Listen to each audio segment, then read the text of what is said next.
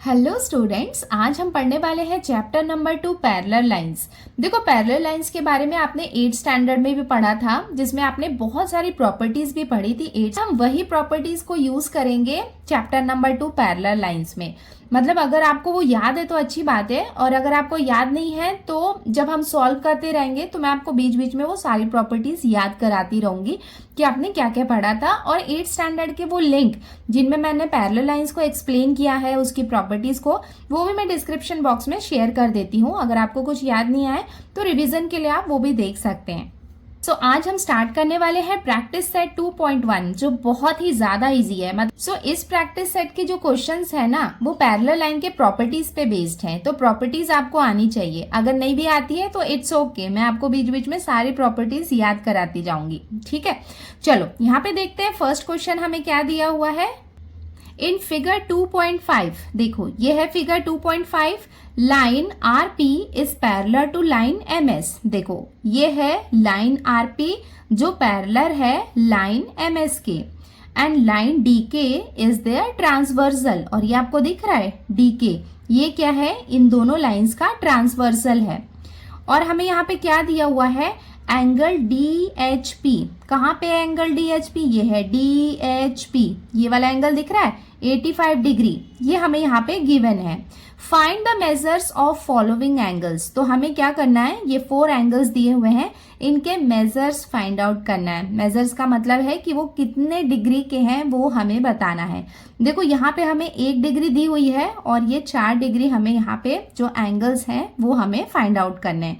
देखो, सबसे first angle हमें कौन सा निकालना है, एंगल RHD। चलो ध्यान से देखो और मुझे बताओ कि एंगल RHD कहाँ पे है। ये देखो, ये है R, H और D, मतलब ये वाला एंगल हमें फाइंड करना है। अब आप खुद देख सकती हो कि ये वाली लाइन कौन सी है, स्ट्रेट लाइन है। स्ट्रेट लाइन है मतलब ये एंगल और ये एंगल, अगर यहाँ से ये वाला एंगल हम देखेंगे तो ये टोटल कितना होगा, 180 डिग्री होगा। मतलब angle RHD plus angle DHP, ये दोनों को हम मिलाएंगे तो कितना होगा, 180 डिग्री होगा। क्यों होगा, क्योंकि ये दोनों किस में है, angles in a linear pair.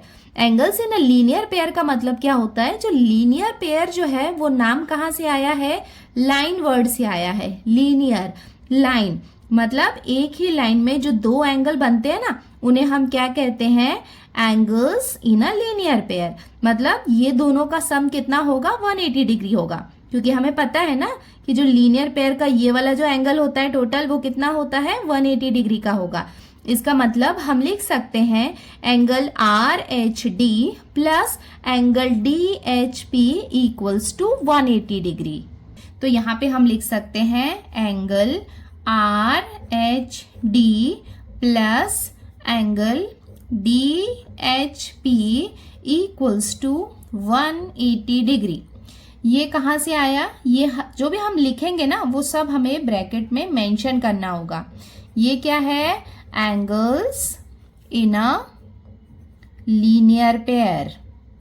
जो भी हम जहां से भी लेंगे ना वो सब हमें ब्रैकेट में मेंशन करना पड़ेगा। देखो, यहाँ पे एंगल DHP ये हमें कितना दिया हुआ है, 85 डिग्री। सो हम यहाँ पे लिख सकते हैं देयरफॉर RHD जो हमें फाइंड करना है उसको हमने एज इट इज लिखा। DHP के प्लेस में हम लिखेंगे 85 degree equals to 180 degree. Now ये बहुत सिंपल है, अब इसको हम सॉल्व कर लेते हैं। एंगल RHD इक्वल्स टू, ये क्या हो जाएगा, 180, और ये प्लस है, इधर आके ये क्या हो जाएगा, माइनस हो जाएगा। नाउ अब इसको सब्ट्रैक्ट कर लेते हैं। एंगल RHD इक्वल्स टू 180 में से 85 को हम माइनस करेंगे तो हमें कितना मिलेगा, 95। सो अब हम इसका फाइनल आंसर ऐसे लिख लेते हैं, therefore angle RHD equals to 95 degree. अब हम आते हैं इसके क्वेश्चन नंबर 2 में। देखो, यहाँ पे हमें क्या फाइंड करना है, एंगल PHG। देखो कहाँ पे है, PHG, मतलब ये वाला जो एंगल है ना ये हमें फाइंड करना है। देखो, एंगल आर एच डी और एंगल पी एच जी, ये दोनों एंगल्स क्या है, वर्टिकली ऑपोजिट है। तो ये प्रॉपर्टी हमने ऑलरेडी 7 और 8 स्टैंडर्ड में पढ़ चुके हैं, वर्टिकली ऑपोजिट एंगल वाली। जब ऐसे आपको एक्स जैसा दिखेगा ना, तो वहां पे क्या होगा, ये दोनों वर्टिकली ऑपोजिट एंगल है। और वर्टिकली ऑपोजिट एंगल क्या होते हैं, इक्वल होते हैं। अगर आर एच डी 95 डिग्री है तो पी एच जी भी कितना होगा, 95 डिग्री होगा। सो इसका आंसर हम कैसे लिख सकते हैं, R H D is equals to angle P H G, ये दोनों क्या है, इक्वल है। और इसका रीजन हम क्या लिखेंगे, वर्टिकली ऑपोजिट एंगल। देयरफॉर देखो आर एच डी की वैल्यू हमें कितनी दी हुई थी, 95 डिग्री। तो ये हम लिख सकते हैं therefore R H D equals to angle P H G equals to 95 degree. इसका मतलब ये है कि आर एच डी अगर 95 डिग्री है तो पी एच जी भी कितना होगा, 95 डिग्री होगा, because they both are equal. So इसका फाइनल आंसर हम कैसे लिख सकते हैं, therefore angle P H G equals to 95 degree.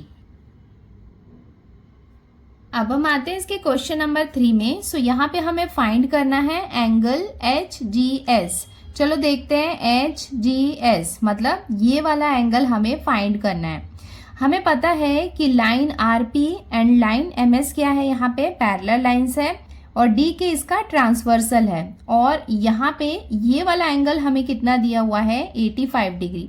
हमें पता है कि ये वाला एंगल और ये वाला एंगल, ये दोनों एंगल क्या है, कॉरेस्पॉन्डिंग एंगल्स है। एक एंगल को आपको लीव करना है तो उसके बाद वाला एक ही साइड में जो दो एंगल होते हैं, एक एंगल को छोड़ के दूसरा, वो क्या होता है, कॉरेस्पॉन्डिंग एंगल्स होते हैं। तो अगर डी एच पी जो है वो 85 डिग्री है तो एच जी एस ये भी क्या होगा, 85 डिग्री होगा, बिकॉज ये दोनों क्या है, कॉरेस्पॉन्डिंग एंगल्स हैं। सो ये हमने यहाँ पे लिख लिया, line R P is parallel to line M S and line D K is the transversal. So हम लिख सकते हैं angle D H P is equals to angle H G S, corresponding angles हैं। Therefore, angle DHP is equals to angle HGS equals to 85 degree. इसका मतलब अगर DHP कितना है, 85 है, तो HGS भी कितना होगा, 85 होगा, बिकॉज ये दोनों क्या है, करेस्पॉन्डिंग एंगल्स है। सो फाइनल आंसर हम लिख लेते हैं, therefore angle HGS equals to 85 degree. देखो फिगर में हम देख सकते हैं एम जी के और एच जी एस ये दोनों क्या हुए, वर्टिकली ऑपोजिट एंगल हुए। तो अगर इसका वैल्यू 85 है तो इसकी वैल्यू भी क्या होगी, 85 डिग्री होगी। सो अब हम क्या फाइंड कर रहे हैं, एंगल एम जी के। और हमने देखा कि एंगल एम जी के और एंगल एच जी एस ये दोनों क्या है, वर्टिकली ऑपोजिट एंगल्स हैं। तो वही सेम चीज हमने यहाँ पे लिख ली है, therefore angle M G K is equals to angle H G S equals to 85 degree. तो ये दोनों क्या हो गए, 85 हो गए। इट मीन्स हम फाइनल आंसर में लिख सकते हैं, देयरफॉर एम जी के इक्वल्स टू 85 डिग्री। अब हम आते हैं इसके क्वेश्चन नंबर 2 में। देखो यहाँ पे हमें क्या दिया हुआ है, in figure 2.6 line P is parallel to line Q। तो देखो यहाँ पे पैरेलल लाइन कौन सी है, ये वाली यहाँ पे पैरेलल लाइन है, लाइन P और लाइन Q ये दोनों पैरेलल लाइन है। And line L and line M are transversal. और यहाँ पे आप देख सकते हो कि लाइन L और लाइन M ये यहाँ पे क्या है, ट्रांसवर्सल है। Measures of some angles are shown. तो यहाँ पे कुछ एंगल्स हमें गिवन है, जैसे ये हमें दिखाई दे रहा है 110 डिग्री और ये एंगल हमें दिखाई दे रहा है 115 degree. Hence find the measures of, हमें क्या क्या फाइंड आउट करना है, angle A, angle B, angle C and angle D, ये हमें फाइंड करना है। सो बच्चों एक बहुत ही इंपॉर्टेंट बात बता रही हूँ जिसका आपको ध्यान रखना है। देखो कभी भी ऐसे 4 लाइंस होती है ना, तो आपको याद रखना है कि पैरेलल लाइंस की प्रॉपर्टीज क्या है और वो कैसे वर्क करती है। जैसे आपको क्या है, यहाँ पे देखो 2 पैरेलल लाइंस दी हुई है और साथ में 2 ट्रांसवर्सल दिए हुए हैं। बट आपको हमेशा याद रखना है, जब आप एक ट्रांसवर्सल को ले रहे हो तो दूसरे वाले को बिल्कुल इग्नोर करना है। मतलब ऐसा नहीं करना है कि ये दोनों को इधर से आप लीनियर पेयर में या दोनों ट्रांसवर्सल को आप एज अ कॉरेस्पॉन्डिंग ले रहे हो, ऐसे में मिस्टेक हो सकती है। तो क्या करना है, जस्ट जैसे कि ये दोनों पैरेलल लाइन की हम बात कर रहे हैं और ये वाला हम लाइन एल को ट्रांसवर्सल ले रहे हैं, तो इसको बिल्कुल भी भूल जाओ। यहाँ पे इसको आपको यूज नहीं करना है दूसरे वाले ट्रांसवर्सल को, ठीक है।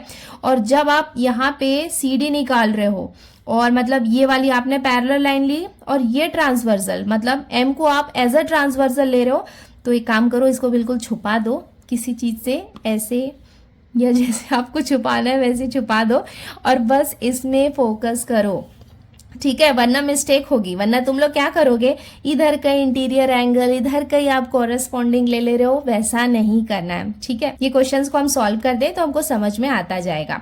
और ये वाला फिगर आपको अपने नोटबुक में ड्रॉ करना है। इसमें कुछ और भी एंगल्स हम बनाएंगे, वो मैं आपको बताती हूँ, बट आपको क्या करना है, इसको ड्रॉ कर लेना है।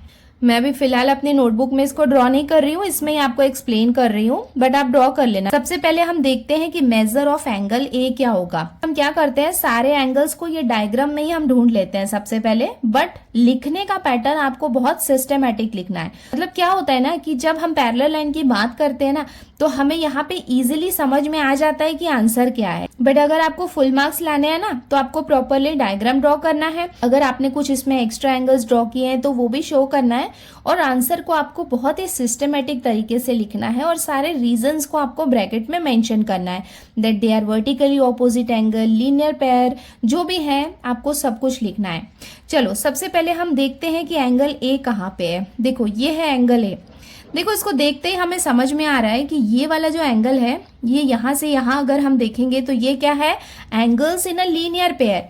ये स्ट्रेट लाइन दिख रहा है ना, स्ट्रेट लाइन में यहाँ पे हमें 2 एंगल दिख रहे हैं और ये आपको बिल्कुल दिख रहा है कि टोटल इनका क्या होगा, 180 डिग्री होगा। 110 plus angle A equals to 180 degree.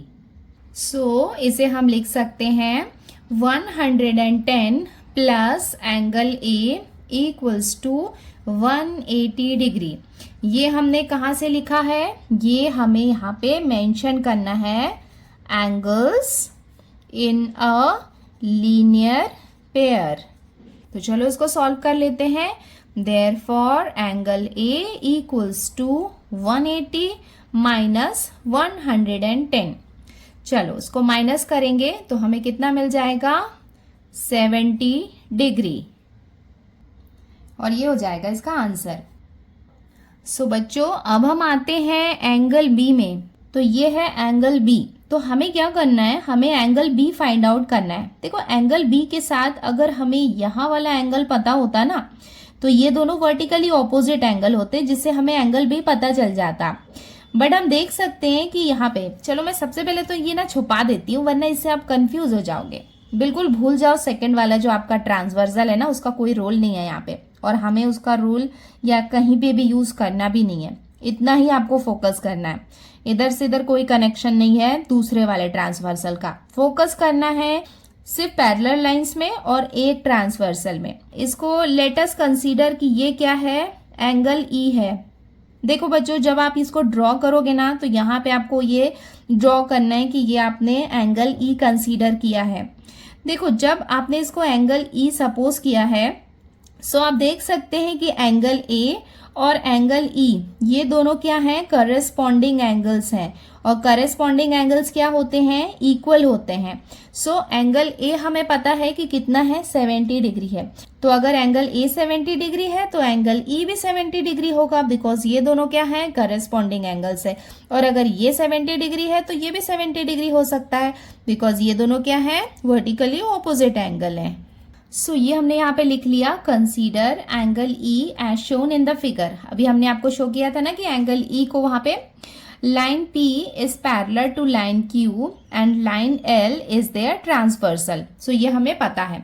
देखो जब भी हम क्या कर रहे हैं ना, करस्पॉन्डिंग एंगल हम लिखते हैं कि ये दोनों एक दूसरे के करस्पॉन्डिंग एंगल हैं, तो ये वाला स्टेटमेंट हमें लिखना पड़ता है कि अगर ये दोनों पैरेलल हैं और एक लाइन उसका ट्रांसवर्सल है, दैट्स वाई वो दोनों क्या है, करस्पॉन्डिंग एंगल है, वो हमें ध्यान में रखना है। सो हम लिख सकते हैं angle A is equals to angle E, और इसका रीजन क्या होगा, बिकॉज करस्पॉन्डिंग एंगल्स हैं।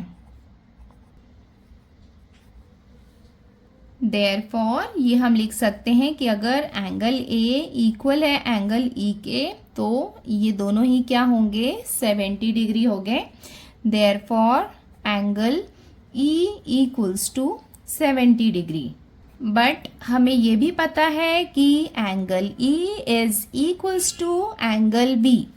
ये कैसे है दोनों इक्वल, अभी जस्ट हमने देखा था कि वो क्या है, वर्टिकली ऑपोजिट है। Therefore, angle E is equals to angle B equals to क्या होगा, ये 70 डिग्री होगा। Therefore, angle B equals to 70 degree. अब हम आते हैं इसके नेक्स्ट एंगल में, जो है एंगल C। देखो ये एंगल C और एंगल D, ये हमें यहाँ पे फाइंड करना है। तो ये दोनों लाइन कौन सी हैं, लाइन P और लाइन Q, ये दोनों यहाँ पे क्या है, पैरेलल लाइन है, और इसका ट्रांसवर्सल क्या है, यहाँ पे M है। तो ये वाला जो ट्रांसवर्सल है ना L, इसको बिल्कुल भूल जाते हैं हम थोड़ी देर के लिए, ऐसे नहीं भूल पा रहे हैं, कुछ और रख देते हैं, ठीक है चलो अब शायद भूल पाओगे। ओके, तो अब देखते हैं कि एंगल C जो है इसमें हम फोकस करते हैं। तो आप देख सकते हो कि ये वाला एंगल हमें यहाँ पे गिवन है 115। सो ये एंगल और ये एंगल, ये दोनों एंगल क्या होंगे, बताओ कौन से एंगल होंगे, करस्पॉन्डिंग एंगल होंगे। करस्पॉन्डिंग में क्या होता है कि एक ही साइड में होते हैं, एक एंगल को छोड़ के नेक्स्ट वाला जो एंगल आता है ना, वो क्या होता है, करस्पॉन्डिंग एंगल होता है। तो ये अगर यहाँ पे 115 डिग्री है, तो ये वाला एंगल भी क्या होगा, 115 होगा। और इसका रीजन क्या होगा कि ये दोनों क्या है, करस्पॉन्डिंग एंगल्स है। और हमेशा याद रखना बच्चों कि जब भी हम करस्पॉन्डिंग एंगल लिखेंगे ना, तो ये वाला स्टेटमेंट आपको लिखना पड़ेगा कि लाइन P लाइन Q के पैरेलल है, M उसका ट्रांसवर्सल है, दैट्स वाई ये दोनों क्या है, यहाँ पे करस्पॉन्डिंग एंगल्स हैं। सो इसका आंसर हम ऐसे लिख सकते हैं, line P is parallel to line Q, line M is their transversal, therefore angle C equals to 115 degree, क्योंकि 115 डिग्री और एंगल C क्या है, करस्पॉन्डिंग एंगल्स हैं। अब हम देखते हैं इसका एंगल D। देखो एंगल D यहाँ पे है, ये भी आप देख के पता कर सकते हैं कि ये क्या है, एक लीनियर पेयर है, स्ट्रेट लाइन है ना, तो ये वाला एंगल क्या हो गया, लीनियर पेयर हुआ। लीनियर पेयर का मतलब ये दोनों को ऐड करेंगे तो इनका सम कितना आएगा, 180 आएगा। तो चलो ये भी हम सॉल्व कर लेते हैं, और इसको हम कैसे लिखेंगे कि 115 degree plus angle D equals to 180 degree, और ब्रैकेट में क्या करना है, मेंशन करना है angles in a linear pair. So देखो जैसा मैंने आपको बोला था वो हमने यहाँ पे लिख लिया है। अब हम क्या करेंगे, एंगल D की वैल्यू निकालेंगे। So angle D equals to क्या हो जाएगा, ये 180। चलो ले आओ इसको इस तरफ, ये हो जाएगा 115। देखो सॉल्यूशन के टाइम में जब आप इसको सॉल्व कर रहे हो ना, तो यहाँ पे डिग्री नहीं भी लगाओगे तो कोई प्रॉब्लम नहीं, बट हाँ फाइनल आंसर जब आप लिखोगे आपको डिग्री लिखना है। तो इसे हम माइनस कर लेते हैं, तो हमें कितना मिल गया, 65, और ये हो जाएगा इसका answer. Therefore angle D equals to 65 degree. So बच्चों ये वाला फिगर आप ड्रॉ कर लेना, जहाँ पे सिर्फ आपको यहाँ पे कि ये वाला एंगल आपने E कंसीडर किया है, ये यहाँ पे शो करना है। और फाइनल आंसर के बाद जरूरी नहीं है कि आपको यहाँ पे सारे एंगल्स ऐसे लिख के बताना है। फाइनल आंसर आप सिर्फ नोटबुक में लिखा है वो चलेगा, बट डायग्राम में ये आप यहाँ पे मेंशन कर देना कि आपने इसको एंगल E कंसीडर किया है। सो अब हम आते हैं इसके क्वेश्चन नंबर 3 में। देखो यहाँ पे हमें क्या दिया हुआ है, in figure 2.7 line L is parallel to line M। देखो ये है लाइन L और ये है लाइन M। देखो आपको पता होगा ना कि लाइन में जब भी आप लाइन ड्रॉ करोगे ना, तो आपको उसको स्मॉल लेटर में ही लिखना होगा। दो तरीके होते हैं, या तो ऐसे ऐसे पॉइंट हम देते हैं तब हम यहाँ पे कैपिटल्स यूज करते हैं, बट अगर आप एक सिंगल लेटर यूज कर रहे हो तो स्मॉल लेटर को आपको स्मॉल लेटर में ही लिखना है। कभी भी लाइन को आपको कैपिटल लेटर यूज नहीं करना है, वरना उसमें भी मार्क्स कट होते हैं। 10th स्टैंडर्ड में आपका बोर्ड रहेगा, तो इसके लिए मैं आपको बता देती हूँ पहले से कि छोटे छोटे मिस्टेक्स आप मत करो। सो यहाँ पे हमें दिया हुआ है कि लाइन L और लाइन M ये दोनों क्या है, पैरेलल है, and line N is parallel to line P। N और P ये दोनों पैरेलल है। Find angle A, angle B, angle C। A, B, C ये हमें फाइंड करना है from the given measure of an angle. तो हमें यहाँ पे गिवन मेजर कौन सा दिया हुआ है, 45 डिग्री दिया हुआ है। तो देखो यहाँ पे हमें क्या करना है कि दोनों पैरेलल है, तो आप बोलोगे कि यार ट्रांसवर्सल कौन सा है, कोई बात नहीं, समझते हैं धीरे धीरे। तो हमें ये देखना है कि हमें फाइंड क्या करना है। अगर हमने ये लाइन L और लाइन M ये दोनों को हमने पैरेलल लिया है, तो हम कंसीडर करेंगे लाइन P को एज अ ट्रांसवर्सल। जब इसको हम ट्रांसवर्सल लेंगे तो आपको क्या करना होगा, भूलना होगा, किसी चीज को भूलना होगा। किसको भूलना होगा, लाइन N को भूल जाओ, बस अभी इस पे फोकस करो, ठीक है। तो हमने यहाँ पे लाइन L और लाइन M को पैरेलल लिया, लाइन P यहाँ पे क्या हो गया, ट्रांसवर्सल हो गया। चलो अब ध्यान से देखते हैं। सबसे पहले हम निकालेंगे एंगल A। यहाँ पे है एंगल A। अगर ये यहाँ पे 45 डिग्री है तो यहाँ पे एक एंगल हम कंसीडर कर लेते हैं। कौन सा एंगल, चलो एंगल D यहाँ पे हम कंसीडर कर लेते हैं। तो ये 45 और एंगल D ये दोनों क्या है, करेस्पॉन्डिंग एंगल्स है। करेस्पॉन्डिंग एंगल है ना, देखो ये एक एंगल है, ये एक एंगल को छोड़ दिया, उसके बाद यहाँ पे आ गए कूद के, तो ये क्या हो गया, ये दोनों हो गए करेस्पॉन्डिंग एंगल। अगर ये हो गया करेस्पॉन्डिंग एंगल, मतलब एंगल D की वैल्यू कितनी हो गई, 45 डिग्री। अगर ये 45 डिग्री है तो एंगल A को हम इजीली निकाल सकते हैं, क्योंकि ये दोनों मिलके क्या बना रहे हैं, लीनियर पेयर।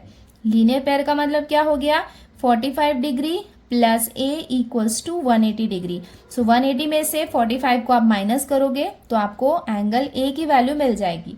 जब एंगल A मिल जाएगा तो आप एंगल B भी इजीली फाइंड आउट कर सकते हो, क्योंकि एंगल A और एंगल B क्या है, दोनों वर्टिकली ऑपोजिट एंगल। तो जो भी एंगल A की वैल्यू आएगी वो एंगल B की वैल्यू भी रहेगी।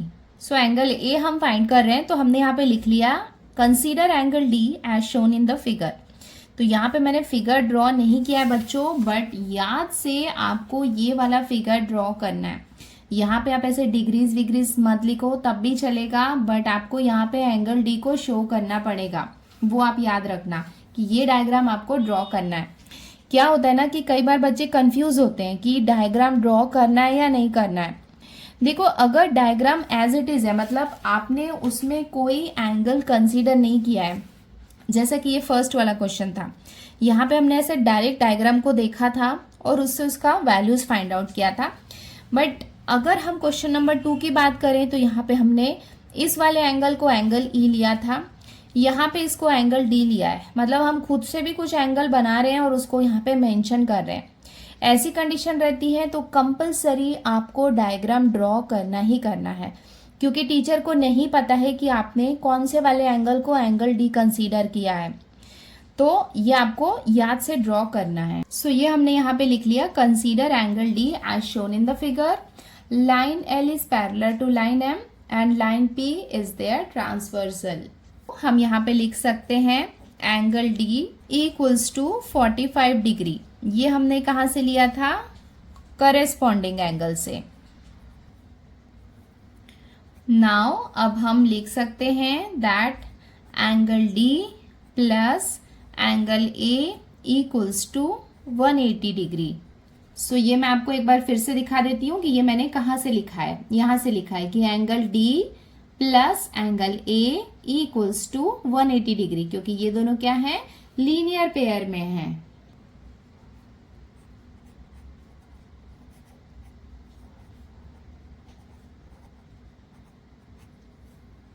देयरफॉर यहाँ पे हम वैल्यूज पुट कर देते हैं। देखो एंगल D की वैल्यू हमें पता है कितनी है, 45 डिग्री है, plus angle A equals to 180 degree. अब हम यहाँ पे एंगल A की वैल्यू निकाल लेते हैं, इक्वल्स टू कितना हो जाएगा, 180 minus 45। So angle A equals to 180 में से 45 को हम माइनस करेंगे तो हमें कितना मिलेगा, 135।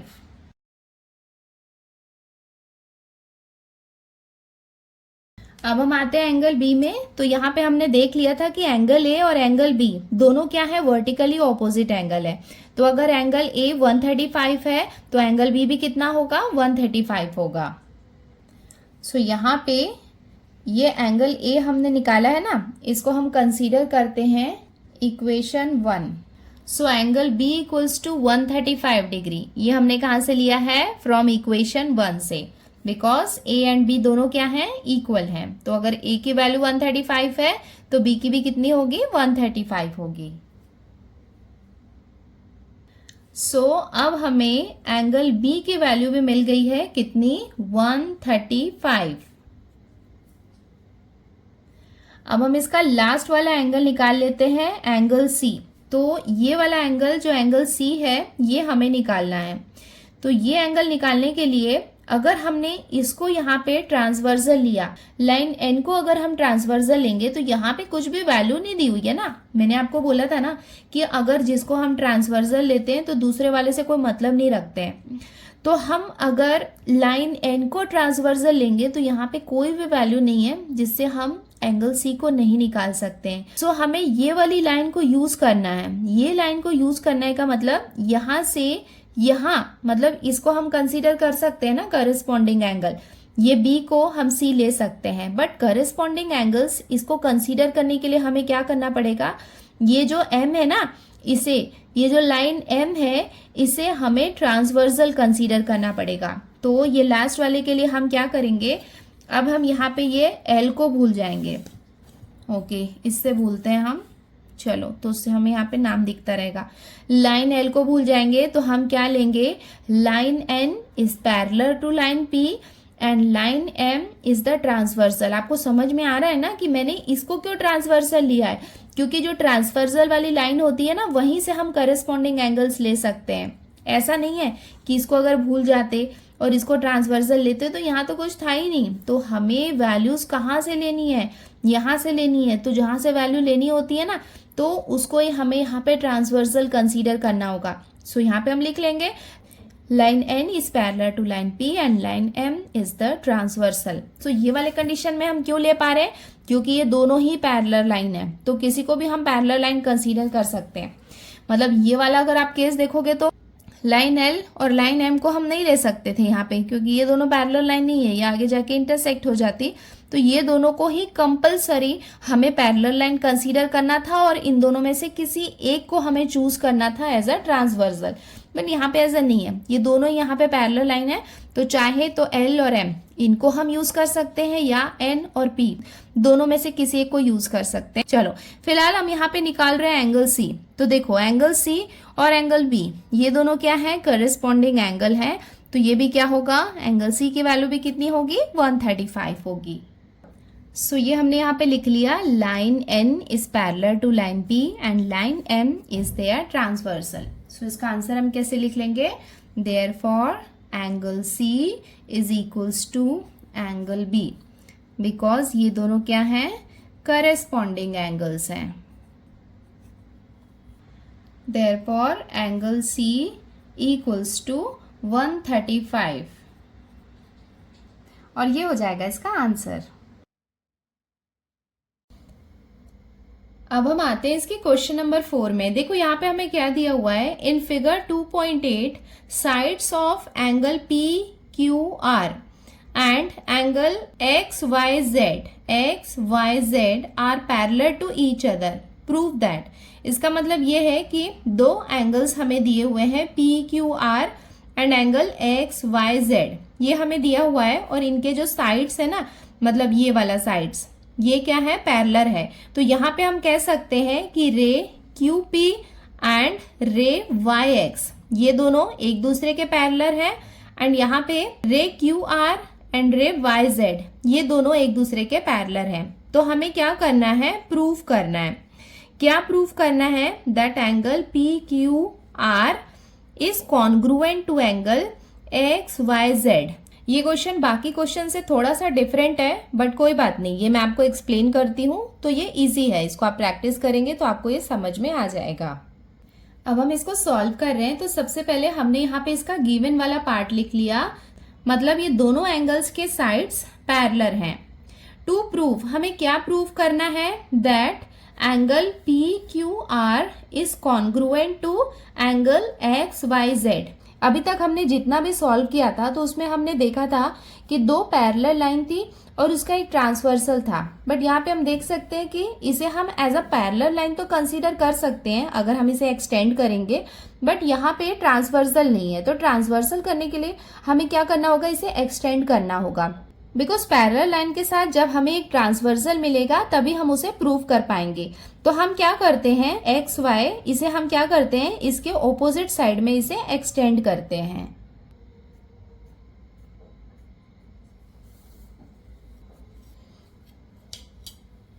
तो हमने इसे एक्सटेंड कर लिया। तो देखो यहाँ पे हम ये ले सकते हैं रे वाई जेड और रे क्यू आर, ये दोनों क्या है, एक दूसरे के पैरेलल है।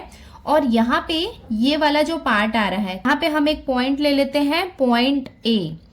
सो हम यहाँ पे देख सकते हैं कि रे वाई जेड एंड रे क्यू आर, ये दोनों क्या है, एक दूसरे के पैरेलल है। और यहाँ पे ये वाली जो लाइन है एक्स ए, ये क्या है, इसका ट्रांसवर्सल है। तो यहाँ पे भी ये एक एंगल बना रहा है। तो हम देखते हैं कि यहाँ कौन कौन से एंगल है, ये वाला एंगल है, ये एक एंगल है और ये एंगल है।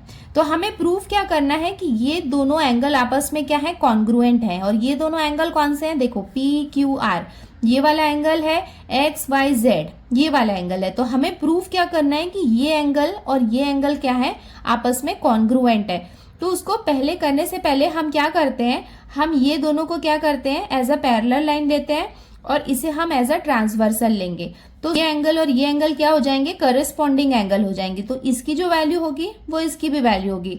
उसके बाद हम क्या करेंगे, ये दोनों को एज अ पैरेलल लाइन लेंगे और इसको हम एज अ ट्रांसवर्सल लेंगे। तो ये दोनों आपस में करस्पॉन्डिंग एंगल्स हो जाएंगे। इसे हम कंसीडर करते हैं एंगल ए, ये वाले एंगल को हम कंसीडर करते हैं एंगल बी और इसको हम लेते हैं सी। आप ए बी सी भी ले सकते हैं या फिर इसे एक्स वाई जेड और यहाँ पे इसे पी क्यू आर और ये वाले एंगल को आप एक्स ए आर ऐसा भी ले सकते हैं।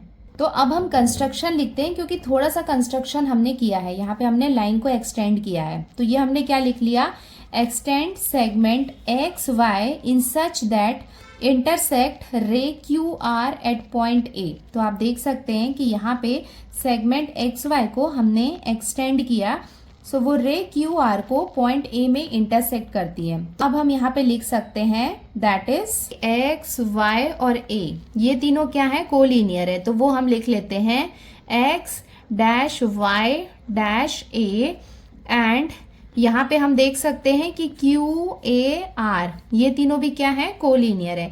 तो वो भी हम लिख लेते हैं Q dash A dash R. तो ये हो गया हमारा कंस्ट्रक्शन।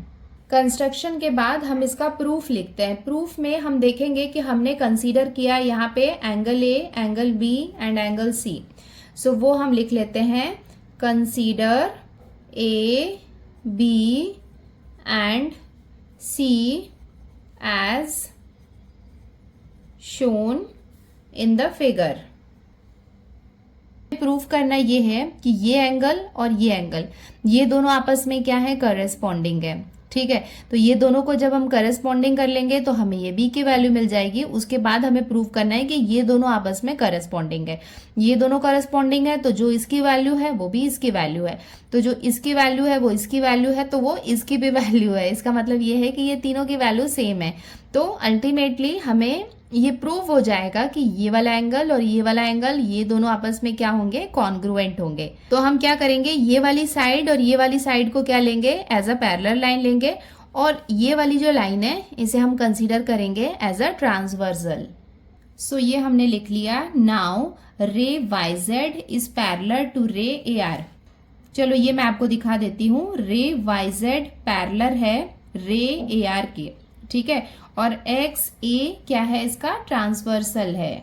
हम देख सकते हैं कि अगर ये दोनों आपस में पैरेलल है और ये इसका ट्रांसवर्सल है तो ये एंगल और ये एंगल, ये दोनों क्या होंगे, एक दूसरे के करस्पॉन्डिंग एंगल होंगे। Angle A is equals to angle B. ये क्यों है, बिकॉज ये क्या है, एक दूसरे के करस्पॉन्डिंग एंगल है। और इसे हम कंसीडर करते हैं इक्वेशन 1। देखो ये दोनों को हमने कंसीडर किया तो ये दोनों क्या हो गए, एक दूसरे के इक्वल हो गए। बट हमें क्वेश्चन में ये दोनों को बताना है कि ये इक्वल है। ये वाली लाइन और ये वाली लाइन, ये दोनों साइड को हम क्या करेंगे, एज अ पैरेलल लाइन लेंगे। और ये वाला जो रे है ना, रे क्यू आर, इसको हम कंसीडर करते हैं एज अ ट्रांसवर्सल। तो ये हो जाएगा इसका ट्रांसवर्सल। सो ये एंगल और ये एंगल, ये दोनों आपस में क्या हो जाएंगे, करस्पॉन्डिंग एंगल, जिससे angle B is equals to angle C. Now ये हमने लिख लिया, ray Q P is parallel to ray A x. सो ये मैं आपको दिखा देती हूँ कि ray Q P is parallel to ray A X and Q R is their transversal. So हम यहाँ पे लिख सकते हैं therefore angle C is equals to angle B. तो ये दोनों एक दूसरे के इक्वल हैं, क्यों, बिकॉज ये दोनों क्या है, करस्पॉन्डिंग एंगल्स हैं। नाउ इसको हम कंसीडर करते हैं इक्वेशन 2। यहाँ अब हम लिखेंगे from equation 1 and 2 angle C is equals to angle A. चलो यहाँ पे हम देख लेते हैं that angle C is equals to angle A. और एंगल सी क्या है, एंगल पी क्यू आर है, और एंगल ए क्या है, एंगल एक्स वाई जेड है। तो यही तो हमें प्रूव करना था ना कि P Q R is congruent to X Y Z. So इसका फाइनल आंसर हम कैसे लिख सकते हैं, therefore measure of angle P Q R is equals to measure of angle X Y Z. Therefore final answer कैसा हो जाएगा, angle P Q R is congruent to angle X Y Z. और last में हम लिख देंगे hence proved. और ये हो जाएगा इसका आंसर। अब हम आते हैं इसके क्वेश्चन नंबर 5 में। देखो यहाँ पे हमें क्या दिया हुआ है, in figure 2.9 line A B is parallel to line C D and line P Q is transversal. Measure of one of the angles is given. तो आप देख सकते हैं कि वन मेजर हमें यहाँ पे गिवन है, hence find the measures of the following angles. तो हमें क्या करना है, ये एंगल्स हमें फाइंड करना है। तो देखो फर्स्ट वाला क्या है, angle A R T. Angle A R T मतलब ये वाला एंगल हमें फाइंड करना है। तो हम देख सकते हैं कि यहाँ पे हमें 105, ये वाला एंगल कौन सा, बी आर टी, ये हमें दिया हुआ है 105। तो ये एंगल और ये एंगल, ये दोनों आपस में क्या बनाएंगे, लीनियर पेयर बनाएंगे। तो लीनियर पेयर बनाएंगे, इसका मतलब 180 में से 105 को माइनस करेंगे तो हमें ए आर टी मिल जाएगा। हम सबसे पहले निकाल रहे हैं एंगल ए आर टी। तो देखो ये है एंगल ए आर टी जो हम फाइंड करने वाले हैं। बी आर टी ये हमें पता है कितना दिया हुआ है, 105। तो वो हम सबसे पहले लिख लेते हैं that angle B R T ये हमें कितना गिवन है, 105। सो इसको हम कंसीडर करते हैं इक्वेशन 1। अब हम क्या करते हैं, ए आर टी फाइंड कर रहे हैं, तो वो हम कैसे लिख सकते हैं, angle A R T plus angle B R T. B R T equals to 180 degree. ये दोनों 180 डिग्री क्यों हैं, because they are angles in a linear pair.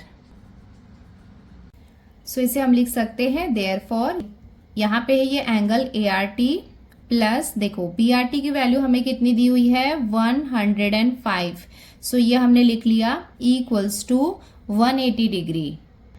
Therefore अब हम क्या कर रहे हैं, angle A R T find out कर रहे हैं। सो हम यहाँ पे लिख सकते हैं इक्वल्स टू, ये कितना हो जाएगा, 180 माइनस 105 इक्वल्स टू 180 में से 105 को हम माइनस करेंगे तो हमें कितना मिल जाएगा, 75 डिग्री। सो ये हो जाएगा इसका answer. Therefore angle A R T equals to 75 degree. और इसको हम कंसीडर करते हैं इक्वेशन 2। नेक्स्ट हम फाइंड करने वाले हैं angle C T Q. C T Q ये वाला एंगल हमें फाइंड करना है। देखो अभी जस्ट हमने ए आर टी फाइंड किया था तो हमें कितना मिला था, 75 डिग्री।